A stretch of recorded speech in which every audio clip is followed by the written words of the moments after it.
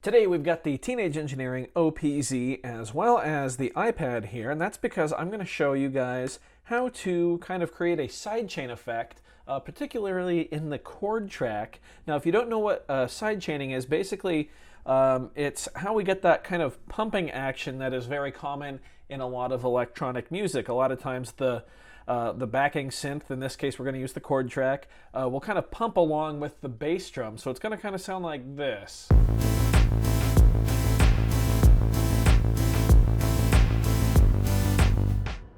That's actually a pretty extreme example, but I wanted it to be, pretty apparent for the video. Sorry for the camera going in and out of focus there. Yeah, so pretty extreme example, but again, I wanted it to be pretty apparent for you guys. It's actually pretty easy to do on the OPZ. I do recommend having the app available to you just because it does make things a little easier, especially in my case where I'm showing you how to do it. One thing to note is that the OPZ needs to be on firmware, I believe it's 1.2.12, something like that. It's the firmware update that came out in November of 2019. So you'll want to make sure that you have that. That allows you to sync the LFO to the tempo. And that might be a dead giveaway for what we're doing in just a little bit to achieve this effect. But yeah, you'll want that firmware update. Just go to Teenage Engineering's website. Super easy to download and upload the firmware to your device. Yeah. So once you have that, go ahead and pair it with your app. Let's scan here.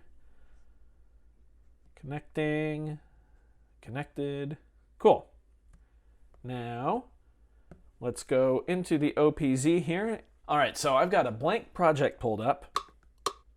Haven't done anything to it. So the first thing we're gonna wanna do is go into the chord track and find the sound that we wanna use. There we go. I'm gonna use the organ for this example just because it's gonna make it, again, very obvious and very extreme. So, now that we know what sound we want to use, let's actually go back to the kick drum track. And let's find a good kick drum. I like this one right here. Nice and easy. Go ahead and put that 4 on the floor, just like that. Now we can go in and get rid of our metronome. There we go. I'm going to bring the tempo down just a little as well. Let's say 100 beats per minute. That looks good. Yeah. So most of the time in music, the sidechain follows the kick, at least in a lot of, in its most basic form. So we'll kind of pulse it off the kick in this case. So I'm back on the chord track now, and what we're going to do is we are just going to hold down our first step here and play a chord. Let's go C major. There we go, with a C on top too. Now we want this to last the entire sequence. So what I'm going to do is I'm going to hold down this first step and then tap the last one so the blue LEDs go all the way across. And now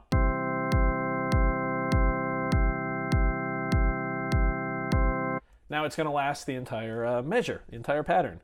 So now what we want to do is sync the LFO up with the tempo to create this kind of pulsing effect. So what we're going to do is we're going to go to the LFO section here, and we're going to go to the rate section, which is the blue knob. And what they added in that firmware update that I told you need to have is the ability to sync the LFO to the tempo. So if you move the dial to the right, you'll notice that it just is kind of a static amount. If we turn the dial to the left, now we can see we can sync it to a whole note, a half note, a quarter note, eighth note, 16th, 32nd, all the way up to a 64th note.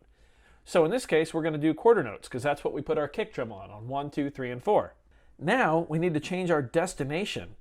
We actually need to change that to volume because we're going to pulse the kick drum or pulse the chord track up and down. For shape, we want to make sure that we keep going to the right until we see this little red arrow on the shape we're using. What that means is it's going to reset the LFO every time it triggers. If you don't do that, the LFO for some reason will go out of sync with the kick drum. So we have to have that little arrow there. So if you're getting to the end of this tutorial and you can't figure out why it seems to fall out of sync, that's why. Make sure you are on one of the LFO shapes with the arrow on there. I like to use square just because it's very obvious for the shape. And then we'll go to our depth here. and we'll move it down. So you can actually see right there, we get the boom bop, boom bop, boom bop. We get that kind of that syncing feel. So let's, or that the pumping feel, sorry. So let's go ahead and hit play and listen to this.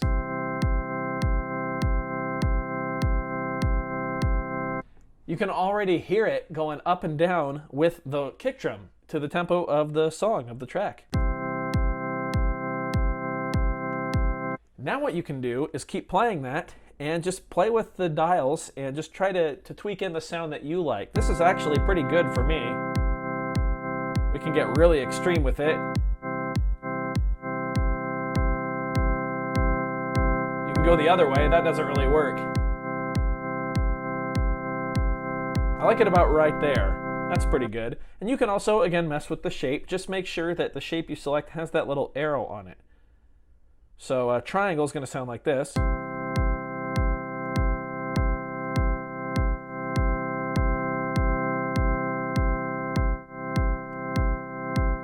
Sine is going to sound like that.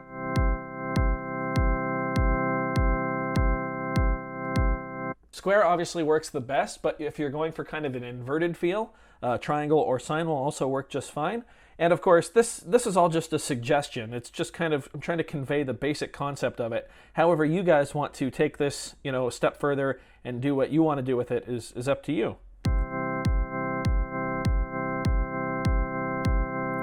Then of course we can go to the master volume and turn it down.